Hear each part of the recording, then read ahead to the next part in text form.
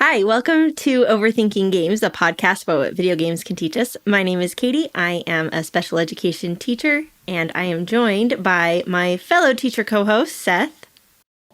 Hi, my name is Seth. I'm a secondary science teacher, and I also play too many roguelike games.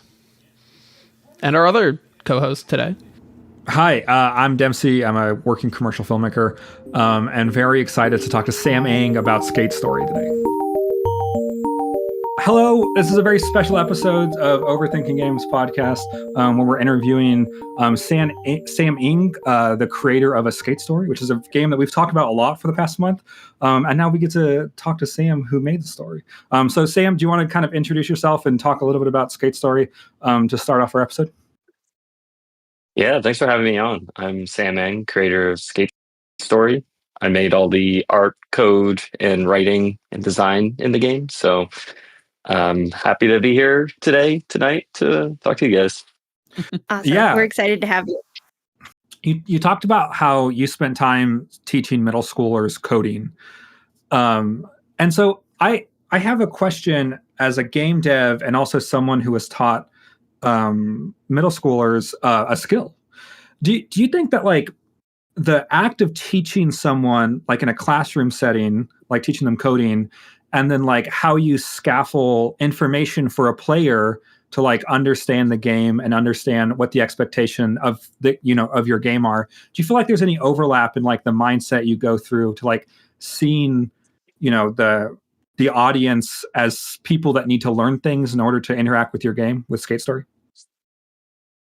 Yeah, I mean, teaching is very different for everybody. I mean, learning is very different for everybody. So the nice thing in a classroom is that you can have like one-on-one time with kids if you're so lucky, and you can kind of tune your lesson and fill in the gaps for a kid that's having trouble in a specific way, and then different kids are different learners.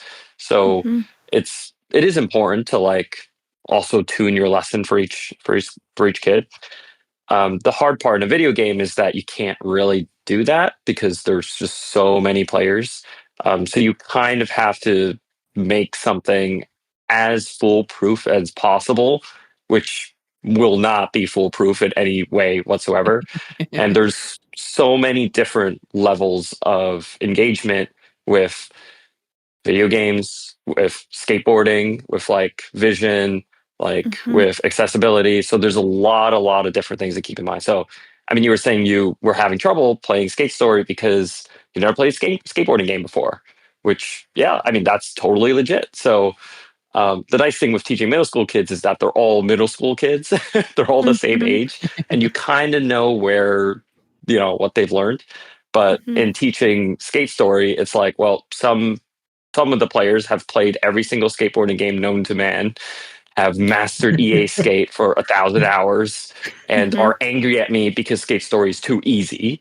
I've gotten that comment many times. I think one of the top negative reviews is that this game is way too easy and it has zero challenge and the mechanics are too simple and it's not deep. And I remember, but with playtesters, so Skate Story is actually not meant for those people. It's not meant for 1 million hour players. It's meant for mainly video game players who want to dip their toes into skateboarding. So I think someone who has an interest in skateboarding, who is like, okay, well, I don't really want a giant challenge. And that's sort of what I designed the game for. So I did err on the like forgiving and easy side. However, a skill such as skateboarding is notoriously difficult to teach, to learn, to perform. Even like top pros will severely injure themselves just like, riding the thing.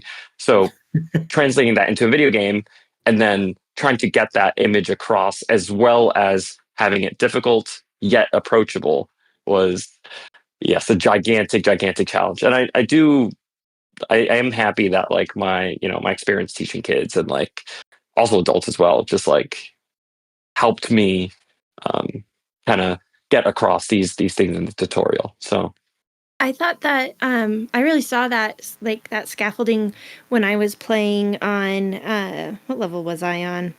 The Devil's Laundry.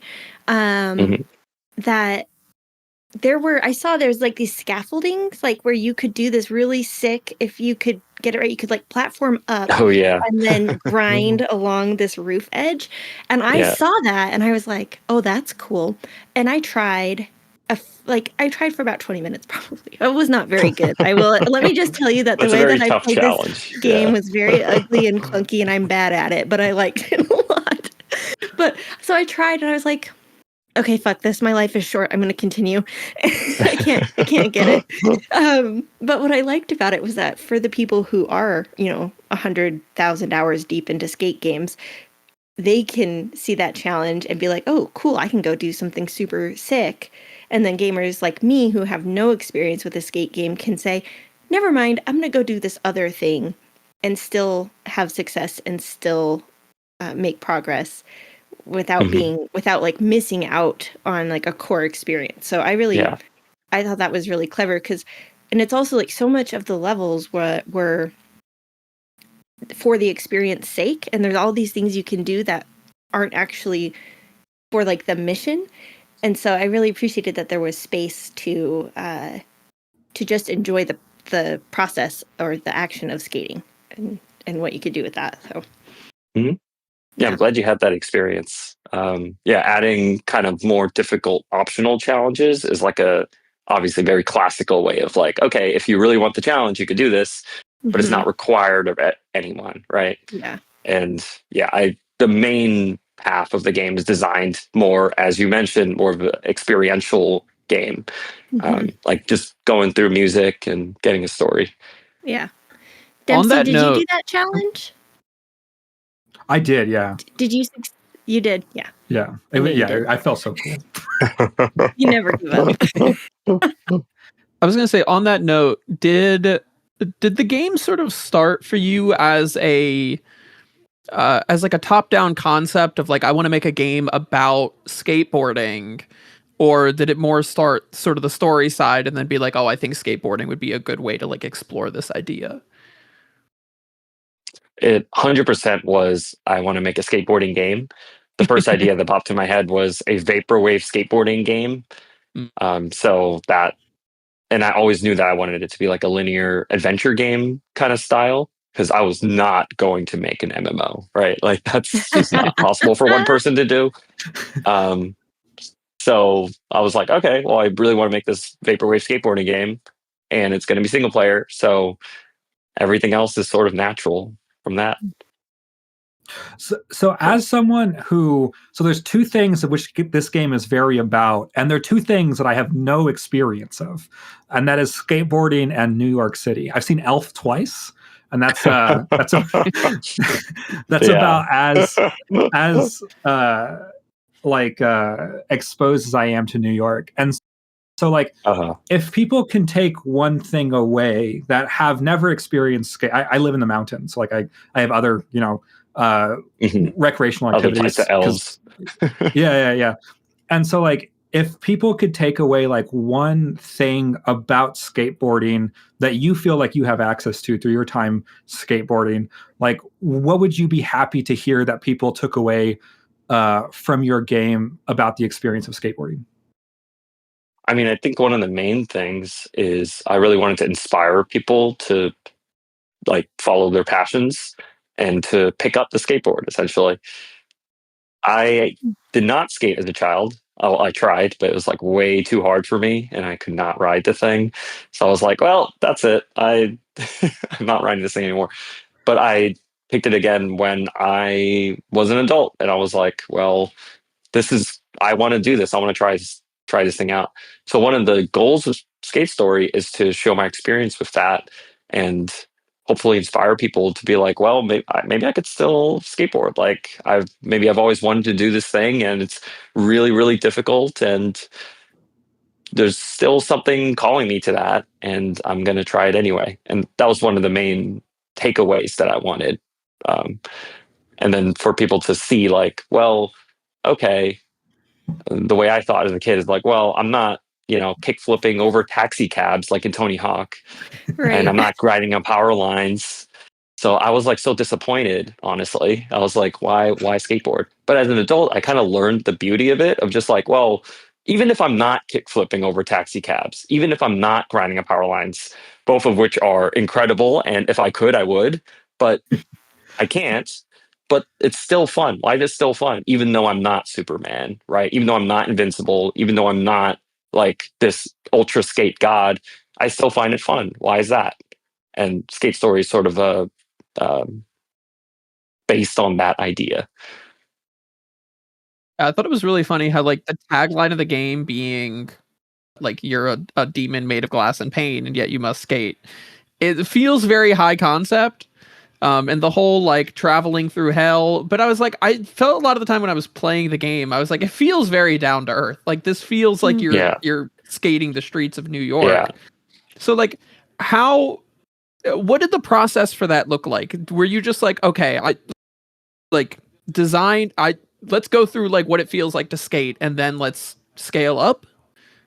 Yeah, I'm glad you said that, because I think a lot of people will say that there's something like pretentious about the game or high concept, but I actually don't think that's true at all, because all of the game is very basic to me. It's like these themes that have been seen a million times before, of just like, oh, you're hell. Like hell has been around for as long as language has been around, as long as religion's been around, right?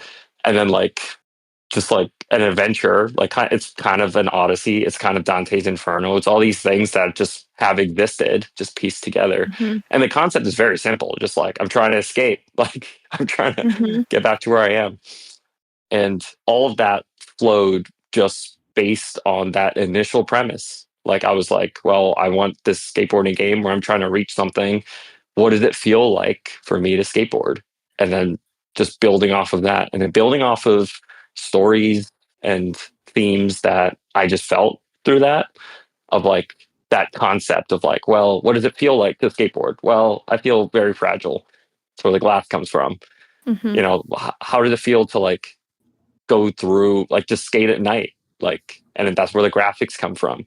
So everything is kind of came very naturally in a way. And like, I didn't really think that much about it. I don't think I overthought about it, unfortunately. I don't know why I'm on this podcast. But I do overthink about things, but it's more just like overthinking around it in a way. Like I would think about these feelings of just like, what do I want in this game? And what exactly is that feeling I'm trying to get? So like, I always knew it was going to be a vaporwave skateboarding game. So what does that even mean? Like, what is that vibe? And I would skate at night, in my city, listening to Blood Cultures. And it's like, well, that's the game. How do I capture that? And how do I make that, like transfer that into a medium? It's very similar to like, if you're trying to describe a story, how do you transfer that into a paragraph? Right. So it's a similar process. The aesthetic is so funny because I think it's, to Dempsey's point, like he's from the middle of nowhere, the country, where I'm Philly native. So like, oh yeah, I think part of the experience of like, I'm not a skateboarding person, but like going through the city, I've driven through the city many, many times at night. And like I've been around, and I think there is a very like, I might describe hell as like vaporwave Northeast city.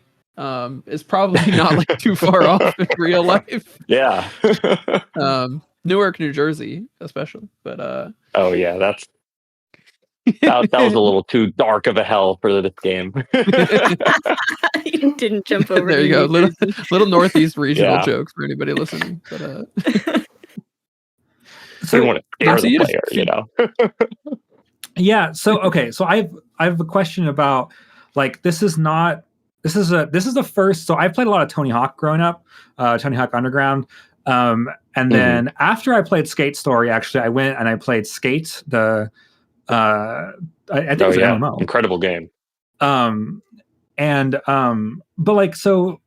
I think the skate games that at least I am aware of are mostly like X Games simulators, where like you are kind of doing the things that you're going like 3 stories up in the air. And so with this being like almost like this is a mode of transportation rather than like a vehicle for extraordinary athleticism, and like this is like a commuter. This is like a commuting experience. So Yeah. Did that? So I guess one of my questions is like, how did like wanting to focus on like the really grounded communion experience impact level design? And is it intentional that there is no fully functional spoilers for the whole game, fully functional half pipes until like I think it's like the last or second to last level? Like these things that I think you would consider regular kind of prototypical X Games like skating paraphernalia as far as like, you know, structures go. I found a lot of times like there's just something about the design that meant that it inhibited it inhibited like a smoothness to that. And I think like the lack of half pipes, like, does this make any like, was that intentional? Like how? Okay. Well, obviously I know. Yeah. Okay. So no, it's a good question. Yeah. Yeah, it's a good question because most people, when they think of skateboarding, is like you ride up a half pipe and you launch, 20 feet in the air, and then you do a bunch of tricks and you land. Sure. That was the game that introduced me to skateboarding and created my love for skateboarding. Right, like was Sure. also my image. I didn't want to make a skateboarding video game. I wanted to make a game about my experience skateboarding. I think those Sure. are actually different because I don't ride on half pipes and launch into the air. I wish I could, let's be honest, Sure. but I don't. And my experience, I felt like I couldn't make something that I didn't do. Like for this game, this was what I wanted to get at. So Sure. the design itself wasn't like, oh, I don't want people to do that, because there are like ramps like that. But the physics are very realistic to how I see things in a way. Usually on half pipes in real life, you don't launch into the air unless you're going really, really fast. And that's actually quite rare to do that. And because Skate Story was sort of based on my experience of like skateboarding in New York, New York skateboarding is mostly street. So it's kind of a genre of skateboarding, like street skateboarding, where it's just like over staircases and curves and manual pads and over traffic cones and just kind of going and booking it and like in plazas and things like that. And there aren't many like natural half pipes. There's natural ramps, of course, and then playing with those ramps is always like a super fun thing. But like half pipes and stuff are more of like a park style skateboarding or Venice Beach kind of thing.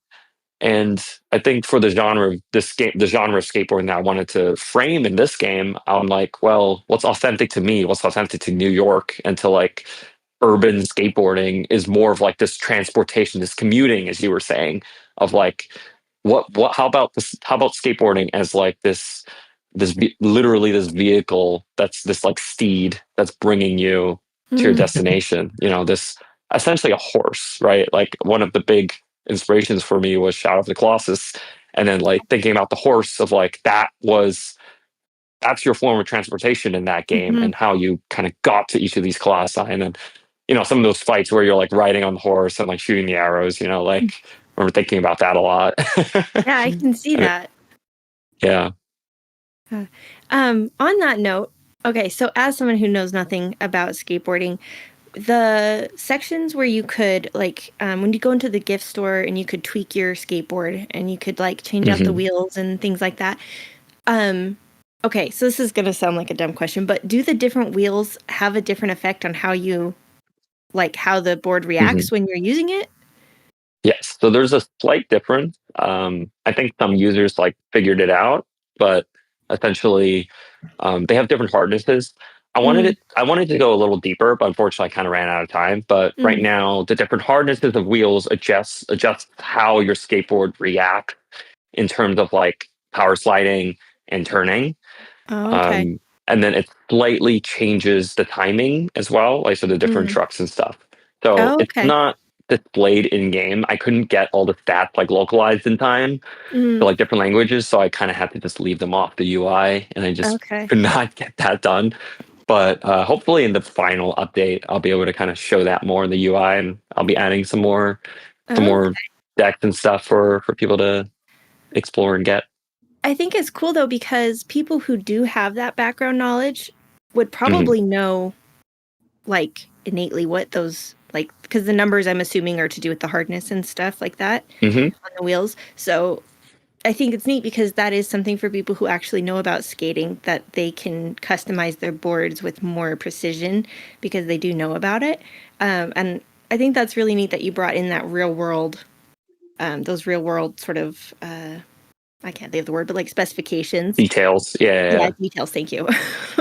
Yeah, Sure. I mean, I really wanted to get that fantasy across of just like, oh, I'm a skateboarder and in the afterlife, essentially, and just like trying to put things in there that like make you think like, oh, I'm a skateboarder in the afterlife, and gift shop is made for me, and I'm gonna go eat the moons. Yeah. That was like the whole. Yeah. I have questions about the moons. So Moon. So okay, so we're gonna. One of the questions I had was with the aesthetic. So we have this like very grounded version of skating and this very like strong aesthetic. And in another interview, you talked about how playing Hyperdemon kind of was a turning point into how you thought about the artistic direction of this game. Can you talk a little bit about how maybe Hyperdemon kind of changed the way you thought you were thinking about the game you were making? Yeah, because Hyperdemon, as anyone has seen any footage of whatsoever, will just like completely break your eyeballs because it's like, what is going on here? It's like so spectacular, and I don't know if this is like a game or a music video. Like, what is going on? And after I was like, well, I was having some trouble in terms of just like the visuals of the game, and like as you're developing things, it's just like, okay, what can I do? And then after seeing Hyperdemon, and then after just being like, well, actually the graphics make the game. Like if this game did not have these like insane graphics, it would be something entirely different. But the graphics really like, I don't know, they really spoke to me, and it really showed me like what was sort of possible in terms of pushing the envelope of like, where can I take these? I could push the style even further. I don't think I pushed it as hard as Hyperdemon, but it really did inspire me to be like, well, the appetite is there. Like people can play this, and like I think also sort of the cosmic horrors of the enemies in that game really inspired me in terms of like, oh, you know what? Like it's not really as horrible as it is. I think my imagination sometimes is kind of worse than reality. So after seeing Hyperdemon, I was just like, well, actually, I could probably make something like this, inspired by this, that will look as cool and striking and have that like that quality that I felt in Hyperdemon that I wanted in the game, like sort of this like very dreadful cosmic horror for like some of the bosses, and especially like the Eternal Centipede at the end. Like really just inspired by works like that. Was there? I love. No, go, Katie. Go ahead. Oh, with the Eternal Centipede, the way that last fight goes, the way the music is, it is like you're in a music video where it goes from like really kind of chill to like super hardcore when you're in the different areas. And I thought that it helped to make it like more epic without having to change anything fundamentally in the way that you actually play that fight, but it still made it feel like very climactic. Like you knew that this was big bad. And so when I was playing it, I was like feeling that same way, like, oh, I feel like I'm in the music video for this right now. Yeah, that was a big goal of mine, was just like make you feel like you're playing a music video, like because skate videos, if you watch any of them, are essentially just cool music videos where you're just like watching people like do sick flips to cool music. And I wanted that feeling, like watching skate videos is like really fun if you're really into skateboarding, but like for this game I wanted to give that feeling to people of like, oh, I'm playing a skate video, like grooving with it and like doing cool tricks and just feeling cool on screen. Yeah. Was there any like worry in balancing kind of your vision with like what players would find palatable? Like as far as like, because like the camera, for example, can be like it's kind of, it mirrors the fish eye like behind the skater of skate videos. And then like at the end of the game, like it becomes I would say like more and more I don't know, like disorientating as you're going through the centipede fight and things like that. And I think it's I love this game so much. Like it's just one of this is such an important game to me for reasons that we'll talk about when we talk about kind of some of the themes and things like that.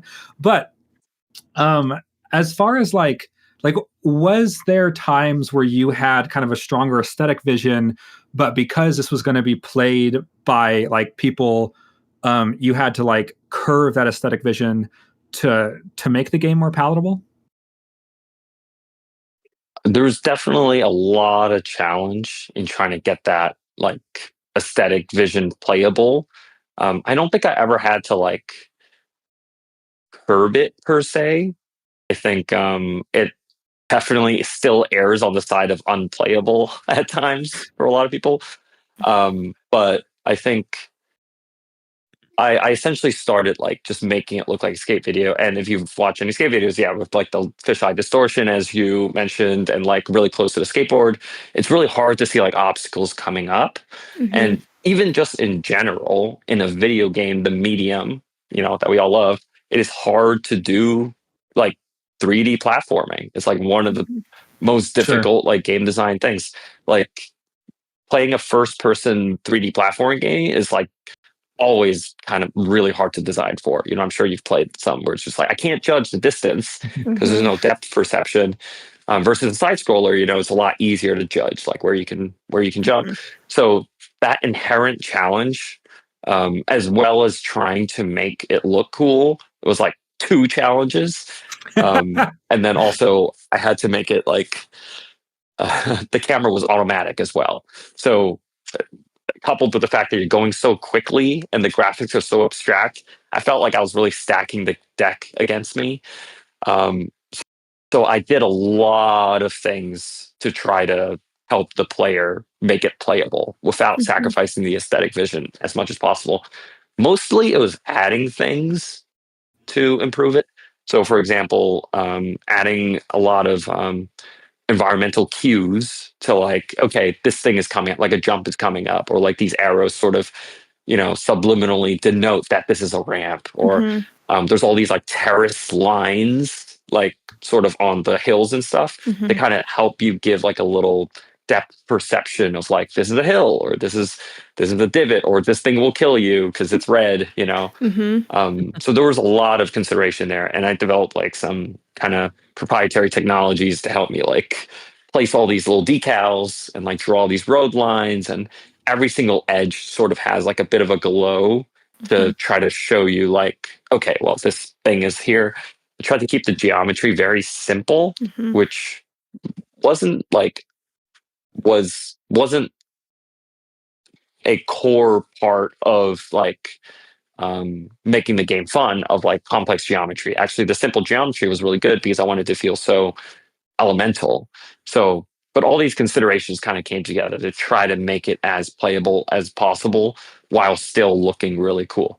And especially at the end when I kind of go all holds out with just like, all right, now the text comes in, and now the camera's actually going to automatically do this thing to try to make it look really cool, and the graphics are going to really like flip, and like the color grading is going to go super hard, and there's like that.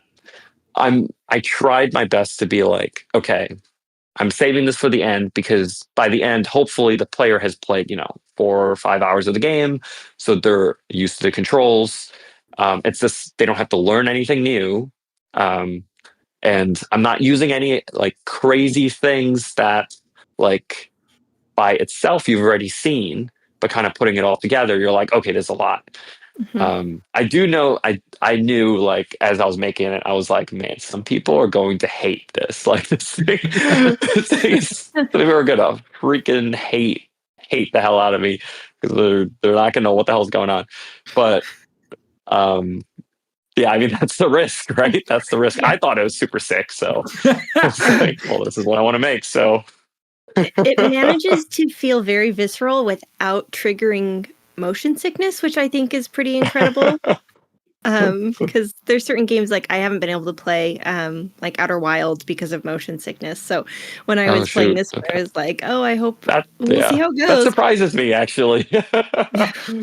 Yeah, Yeah, I was there able. is a The lot only of time, cameras moving. yeah, the only time I ever was started to feel like, oh, I'm not sure, was towards the end when it's that cut scene where you die and die and die and die and die, and the Oh camera's yeah, rolling yeah. around, and I was like, well, Oh I'm yeah, just it gonna does stare roll. off to the side a little bit for a minute while that goes by. Yeah. But Sorry otherwise, about that part. no, it was actually, I was so impressed by how dynamic everything was without like making me as a player feel physically uncomfortable, which good job. But what was neat about the way that you did like the portals and the like that fight scene where every time you would stomp it would do the text and then it would change, Mhm. your setting would change a little bit. It made me feel like much more badass and better at skating than I actually am on the game because it was so like forgiving. Every time you got it right, you were like transported to the next section. You're like, yeah, I'm a badass. I'm doing this. And it worked out really well that like I never had that transition and then instantly like crash or anything, which Mm. could have been an issue, but it was so seamless that it made me, a very mediocre skater, feel like a total badass. So Yeah, that I was mean that makes me really happy. satisfying. Yeah, because that was the fantasy that I Mm, really wanted of like you're talking about the skater's soul fight or yes. the yeah, like that one is the first time where the flashing text sort of appears Yeah, that when part. you're Yeah, trying with the to like flashing yeah, text. Yeah. that boss fight took forever for me to make. Like it actually went through so many different iterations and it really came together at the end, honestly. Like I the flashing text was sort of revelation because I was like I need like actually I had like a version of that, but it was just like one slide that would appear at certain times. Mm, And I was like, wait, but like when you're and then it was a lot of what I when I design things, I just like I'm like, oh, like what is that feeling that I want? And in that part, you're trying to get your soul back. Well, you're kind of fighting against your soul.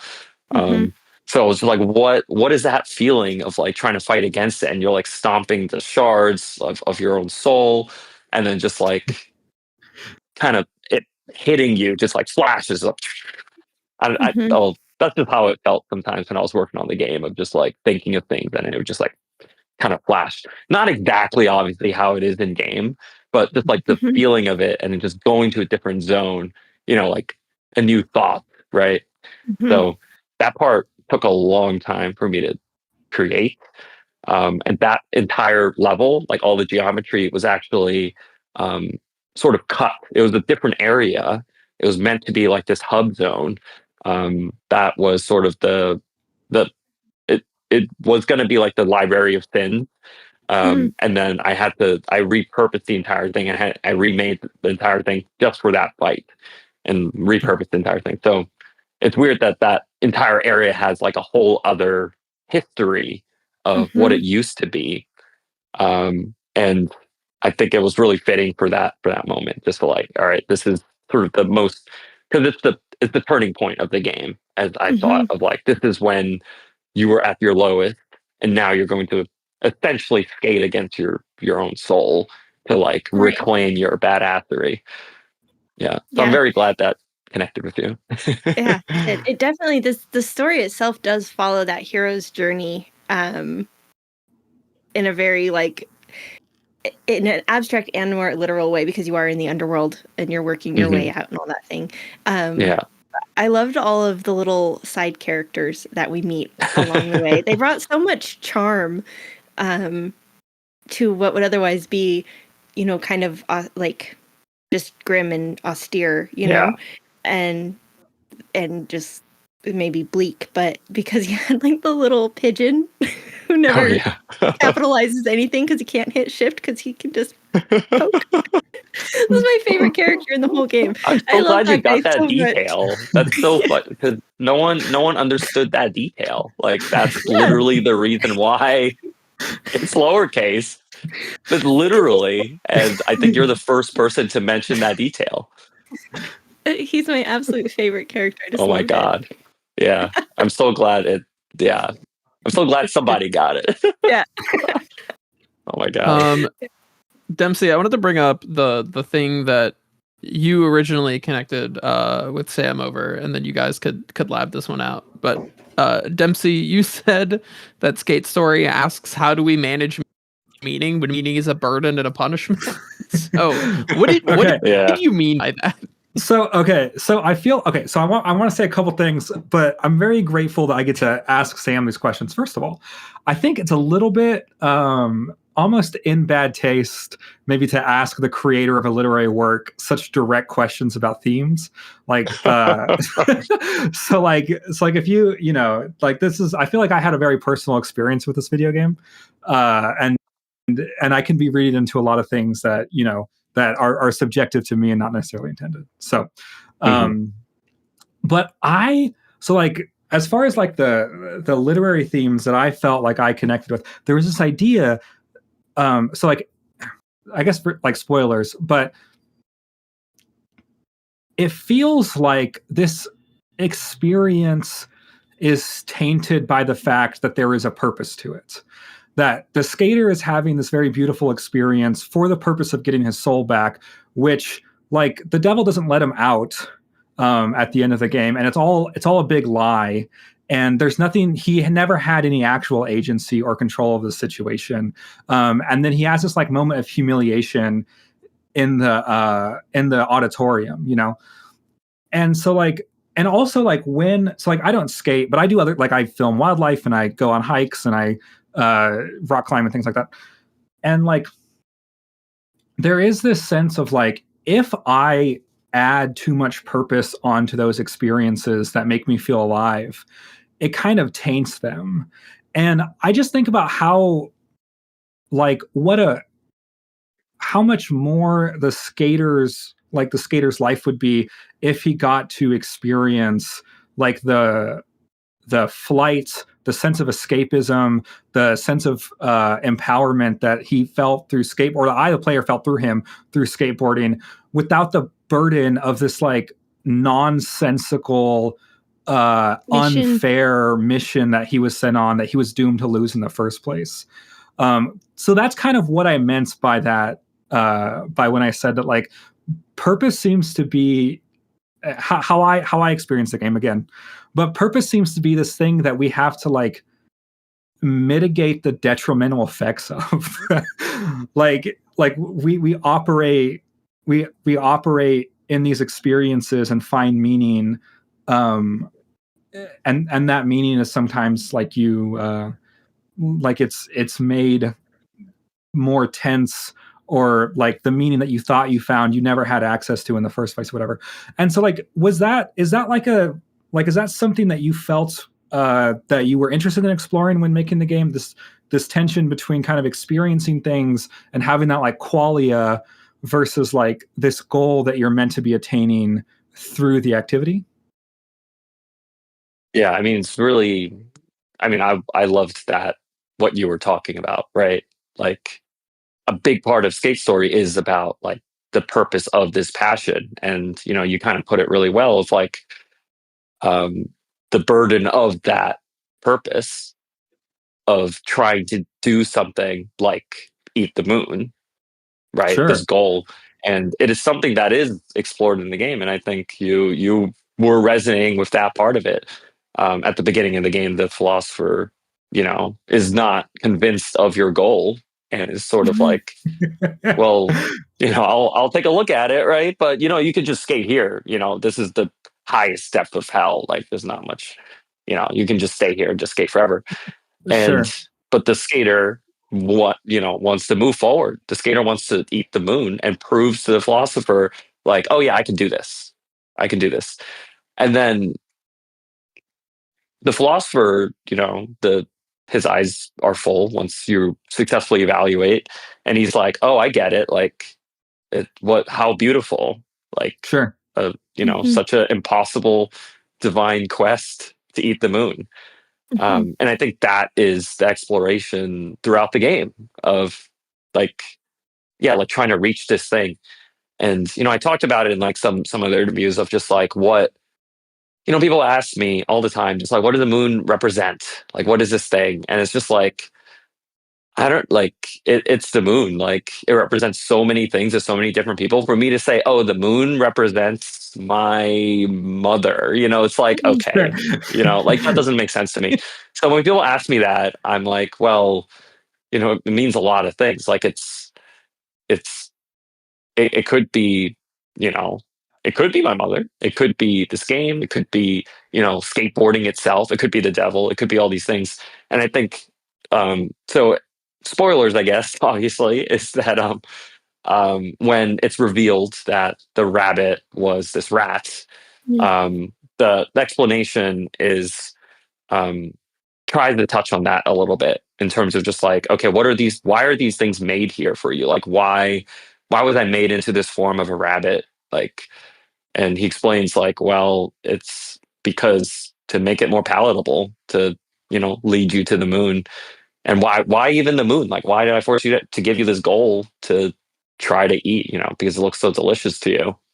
And like that was a big part of like this game, of this exploration of like, for me, as I was saying before, like this, why skateboarding? Like, what's the point of this thing? Like, my experience skateboarding, it's like, it's kind of stupid to do this thing when you're made of glass. Like, it's kind of stupid for me to pick up a skateboard when I'm like an adult, and maybe my health insurance isn't like the best in the world, right? Because I live in the US.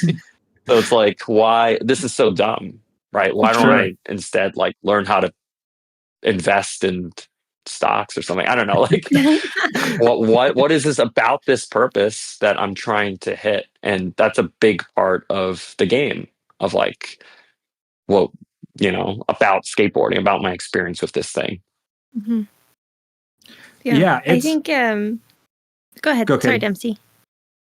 Oh, I was just thinking about how it's like, okay, so the first thought that I had was, I wrote this down in the beginning, like the very start. I was like, the modern world is hell for skaters because of the way society responds to them. Like, you're damaging my property, you're too loud. Something has to be done about it. But I feel like you can swap out that skating for whatever somebody's passion is and whatever they're trying to pursue in that passion. That there's always those people that are like, why are you so nuts about this? Like, you're just being annoying about it. Like, stop.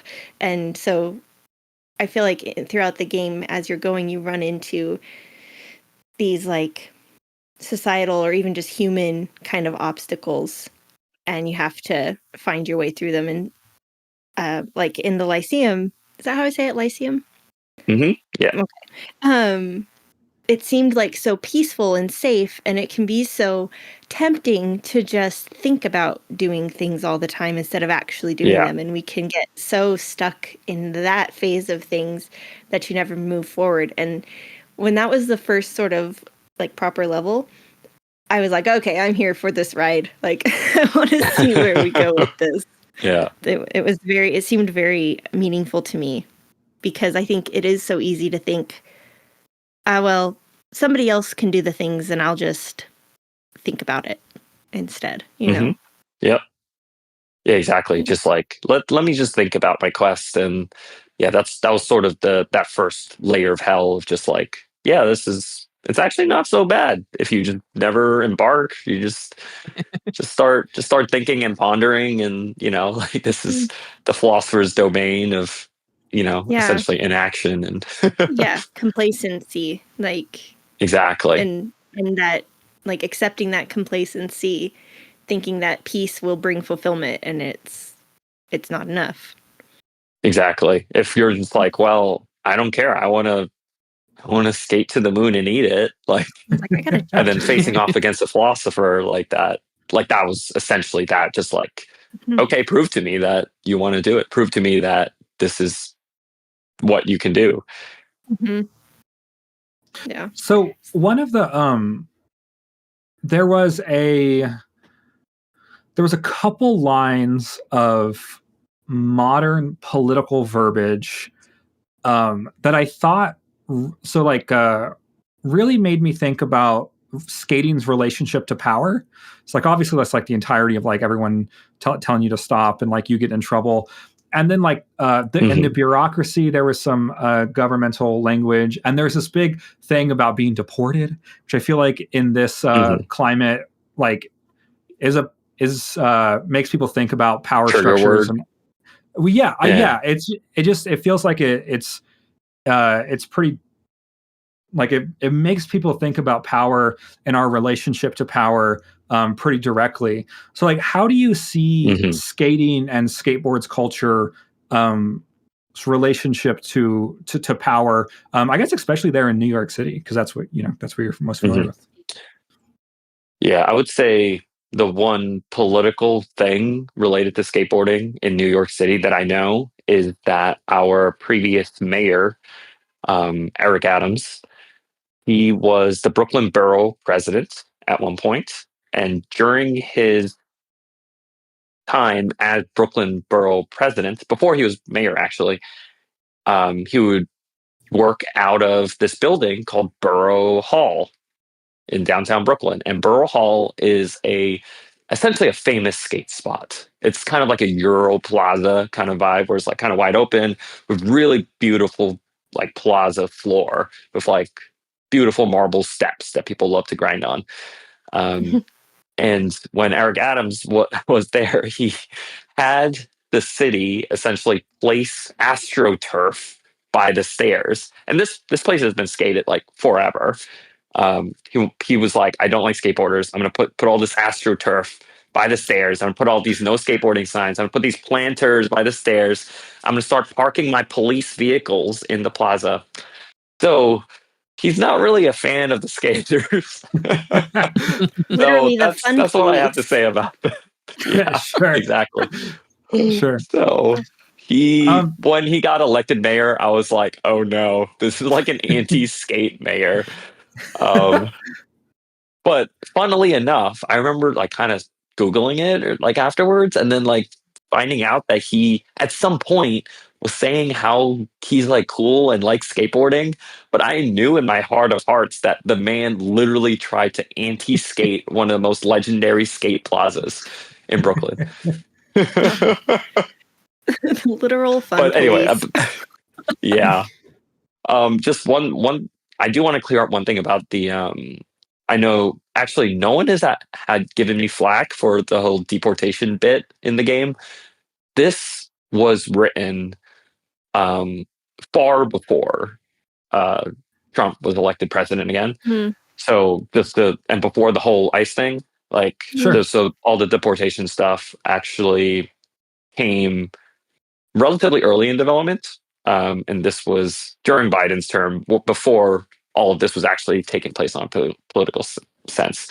So most of the game was written before the current craziness. So I do want to clarify that. But as we all know, like all of these things are almost constantly simmering, underneath society. So I don't know how much of it like seeped into public consciousness or seeped into my own work. Like I never consciously thought about any of this.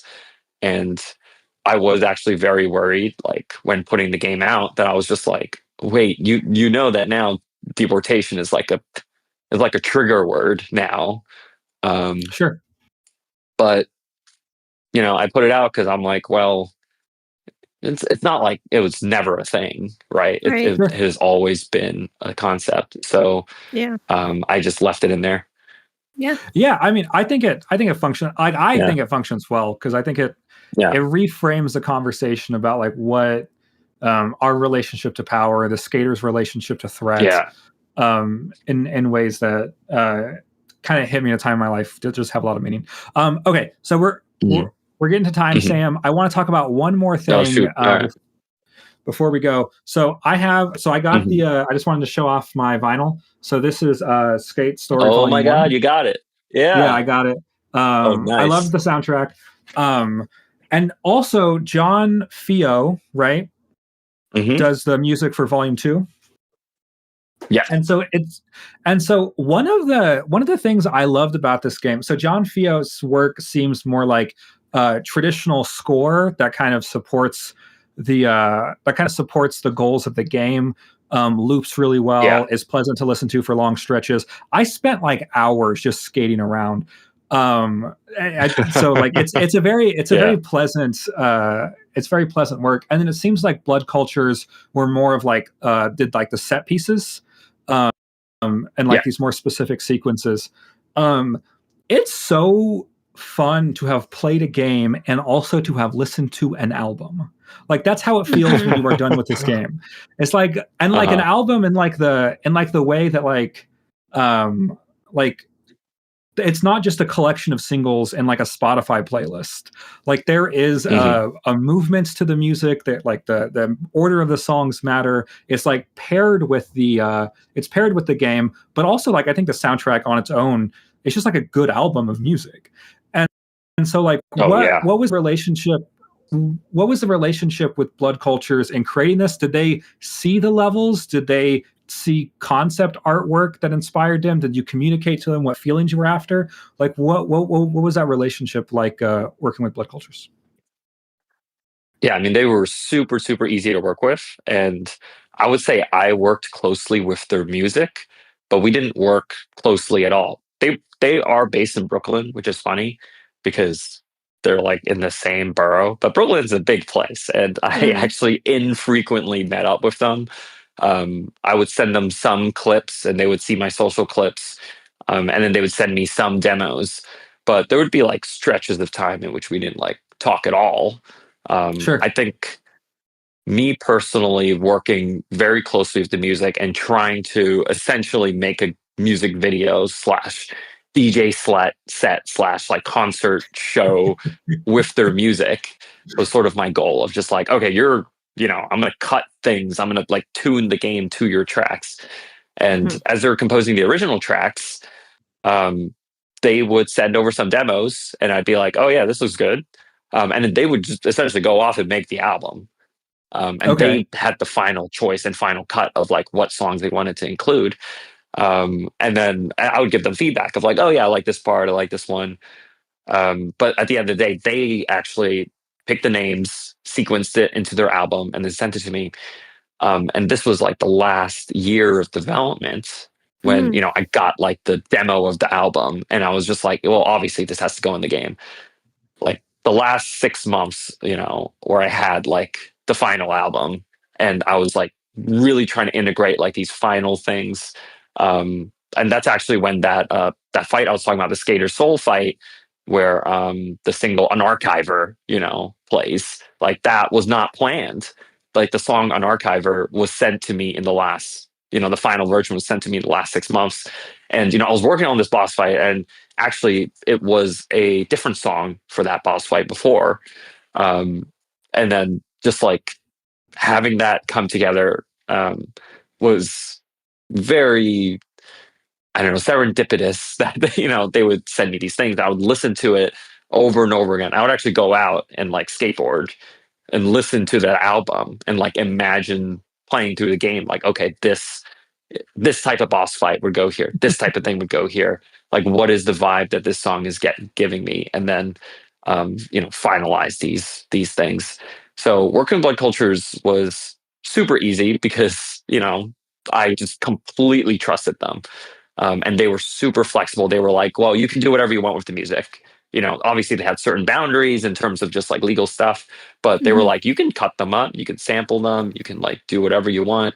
They were super, super nice that they were like, we're actually going to turn off all the content ID for like the streaming and everything. So their music label was like amazing. Like I never heard of a music label being so freaking friendly, and the band was just so freaking amazing. They were like, yeah, you can splice our old tracks however you want. So we would like sample the old tracks and put those in different places. And then close to the end of production, I think the last like 3 months or something before we had to like send it in, Blood Cultures provided cinematic versions of the album tracks. So like things that were stripped of like music and like made loopable in like more of a video game format. So you can actually hear. So that was kind of like the finishing touch at the end of just like, oh man, I can put like this cinematic version of, you know, an archiver for the section right before. And it's just like, and I would do that, right? I'd be like, oh, I want, you know, I really want to showcase Where the City Can't See, which is like one of the, is like my favorite song on the album, honestly. And I would be like, okay, at, you know, every chapter, I want like a little motif from it to kind of call up to it. So then and then when it hits, then you're like, oh shoot, I know this song already, right? So it's kind of like things like that where working with Blood Cultures has been amazing, just because they were super flexible and I completely trusted their work. And, you know, they kind of came through at the end with just like, well, here's these cinematic things and here's like certain samples from the songs. And I'm like, oh, thank God. Like I needed, like this cutscene that I just made is completely silent because I realized I needed a cutscene here and I just made it. So thank you for just making this thing so I could slot it in. That's awesome.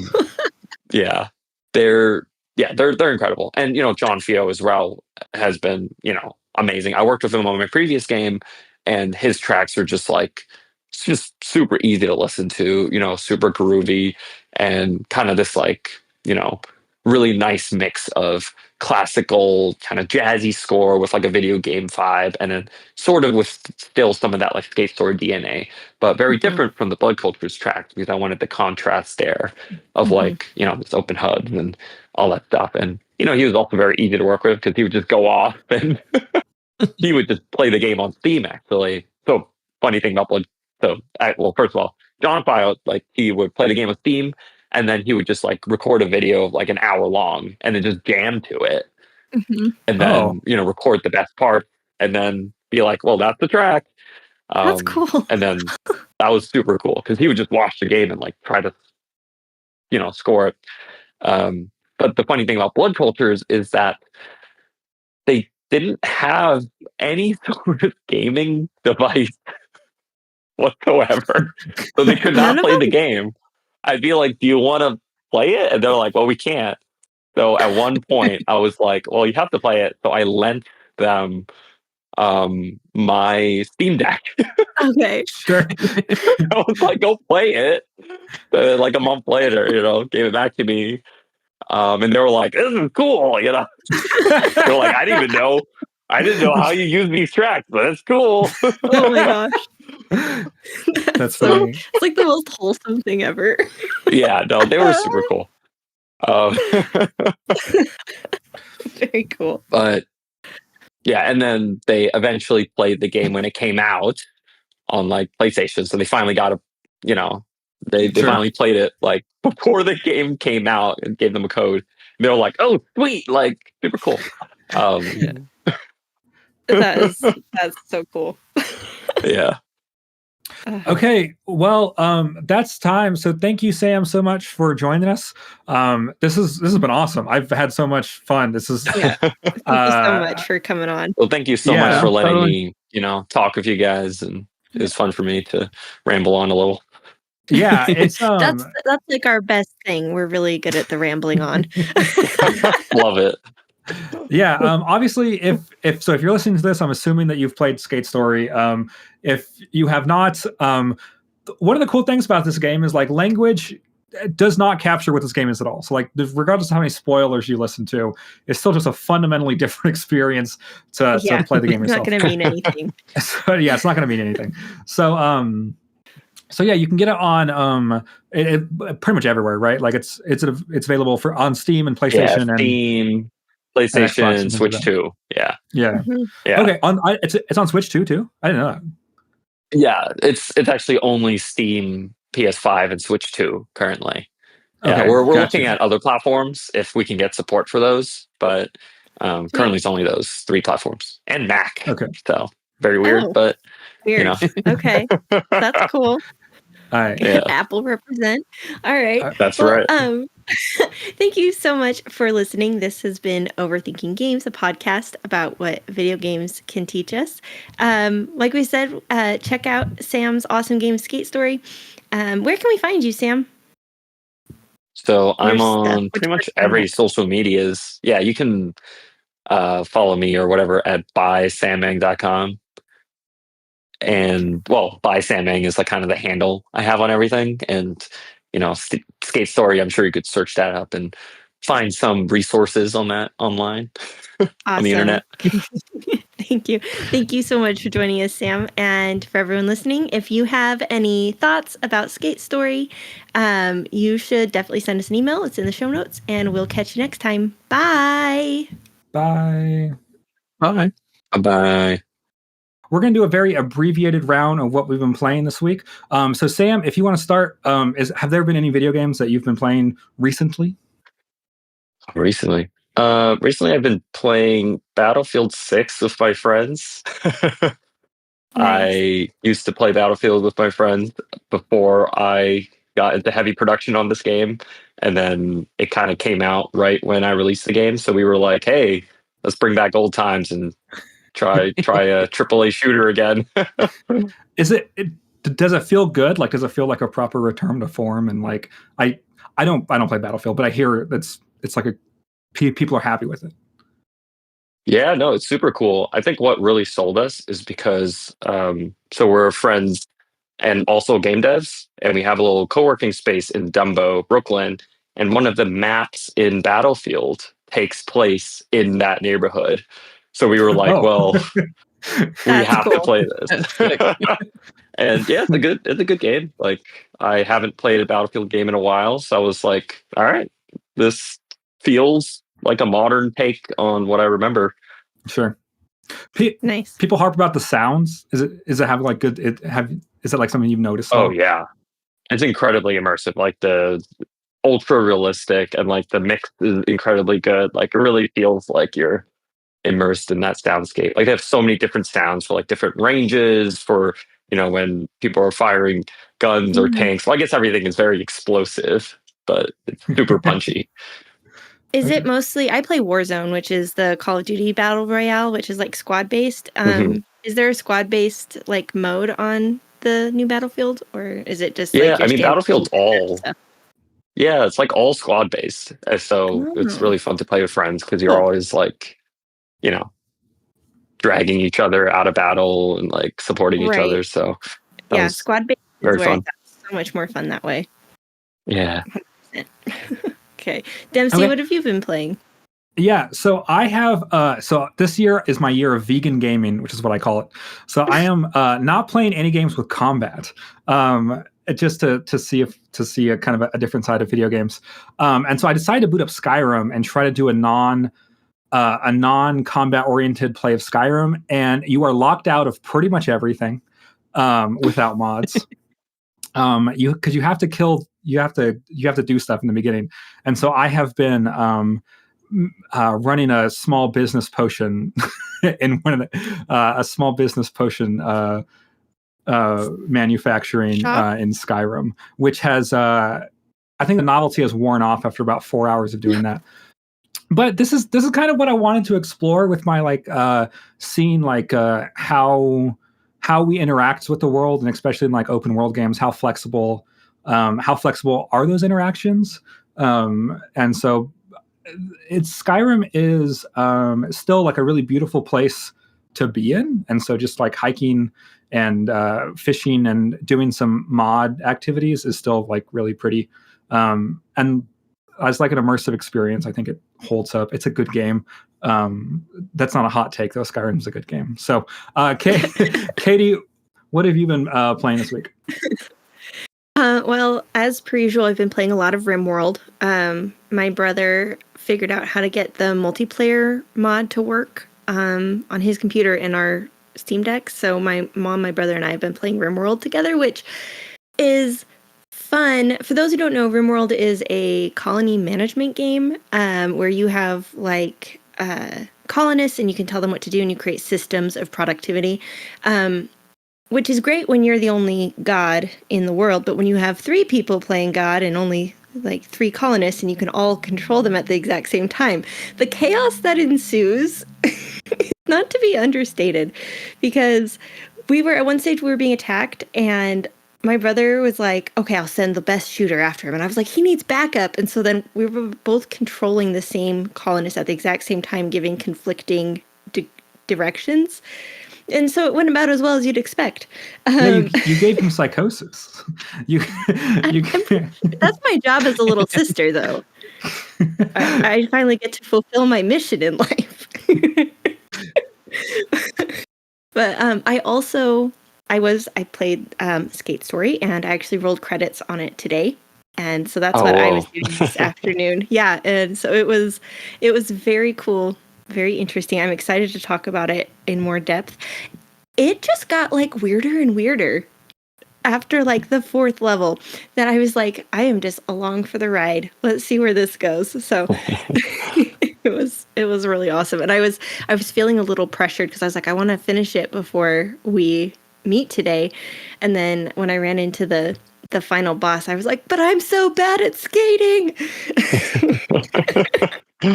but we got there, and yeah, I'm excited to talk about it further. So Seth, what have you been playing? A couple of things for me to keep it quick. I know I said last episode that I was like just getting also back into Skyrim, of which I'm not like level 45. I've just put like a certain amount of time into this game for no reason. But I think it's a testament to like that game's continuing support, both by like the developers and the community. Because I think they really did capture something like special with that game. And the fact that it still feels fun 15 years later is amazing. Mm-hmm. But it's I'm playing Skyrim very normally, so I have nothing interesting to say. 14 years ago, but 11 is when it came out. So I've also been playing an inordinate amount of modded Minecraft, which is like a thing I come back to every once in a while because something about like the systems that requires is very interesting to me. It's like regular Minecraft is like, hey, I'm going to build things, and that's kind of the explicit goal. Whereas modded Minecraft usually is like, hey, I'm going to send you down like an 1,000 quest system that's going to require like processing and storage management.